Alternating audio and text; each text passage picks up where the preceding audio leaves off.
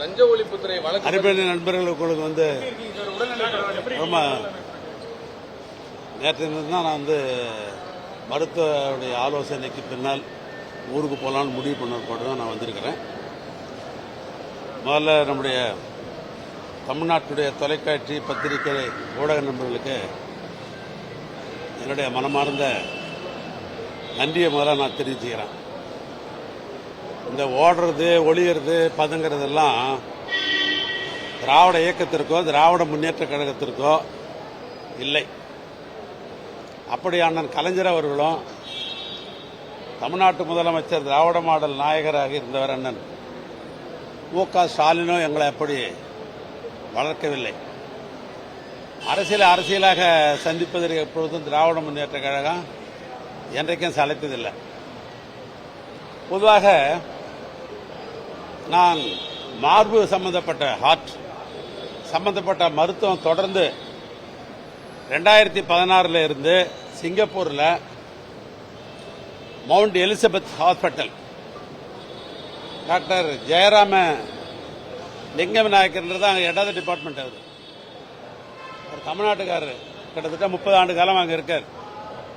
அவர் அங்கே இருக்கிற தமிழ்நாட்டுக்கிற அரசியல்வாதிக்கு எத்தனை பேருக்கு அவரை தெரியும். அவர் பெரும் உதவி செய்வார். யாருக்கு போனாலும் என்ன மருத்துவம்னாலும் உதவி செய்யக்கூடியவர். 2016 மவுண்ட் எலிசபெத் ஹாஸ்பிட்டலில்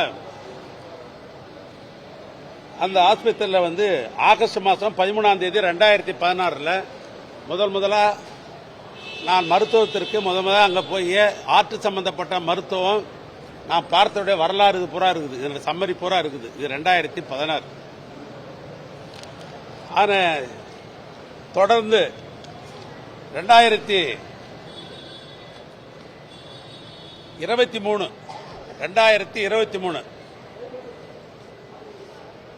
mount Elizabeth hospital life health centre தேதி 2023 29/9/2023 அதே ஹாஸ்பிட்டல் 23 போய் அதே மருத்துவமனைக்கு சென்று என்னுடைய உடல் பரிசோதனை எல்லாம் முடித்துக்கொண்டு 2023 வந்திருக்கிறேன். இது 2வது என்னுடைய தொடர்ச்சி. 3வதாக தேர்தலாம் உங்களுக்கு தெரியும்.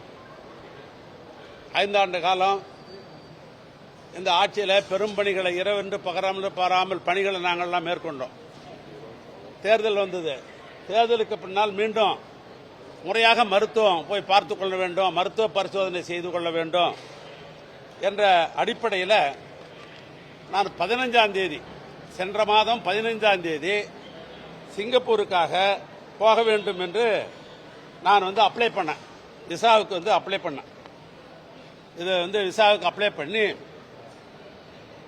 போன மாதம் 17ஆம் தேதி எனக்கு விசா கொடுத்துருக்குறாங்க. 15ஆம் தேதி சிங்கப்பூருக்கு போறதுக்கு மருத்துவத்துக்கு போறதுக்கு நான் அப்ளை பண்ணேன். 17ஆம் தேதி எனக்கு விசா கொடுக்கப்பட்டிருக்கிறது. அந்த விசா கொடுத்த அன்னைக்கு அடுத்தது இண்டிகோவில் அன்னைக்கு 17ஆம் தேதி 25ஆம் தேதி போறதுக்கு டிக்கெட் போட்டிருக்கிறேன். 17ஆம் தேதி விசா கிடைச்ச உடனே அன்றைய தினமே இண்டிகோவில் 25ஆம் தேதி மதியம் 2:20 பிளைட் போறதுக்காக டிக்கெட் போட்டுக்கிறேன். அதனுடைய டிக்கெட் தான் இது. ஆனால் அன்றைக்கு 25ஆம் தேதி நான் மாலையில் புறப்படுறதுன்னு முடிவு பண்ண போது காலையில் 7 மணிக்கு என் வீட்டுக்கு காவல்துறை நண்பர்கள் சோதனை என்ற பேரில் என்னிடத்தில் வாரண்ட் காட்டினாங்க. என்ன வாரண்ட்னு கேட்டேன். சார் உங்கள் வீடு நாங்கள் சோதனை பண்ணணும் சார், ஒத்துழைங்கன்னு சொன்னாங்க. தாராளமாக ஒத்துழைக்கிறேன். இந்த காவல்துறை ஏற்கனவே சென்ற மாதத்துக்கு முன்னால் இதே தமிழ்நாடு அரசு எங்களுடைய நிர்வாகத்தில் பணியாற்றிய காவல்துறை தானே. அந்த காவல்துறை என்பது அவங்க பொதுவானவர்கள் தானே, நான் முழு ஒத்துழைப்பு தரேன் அப்படின்னு சொன்னேன்.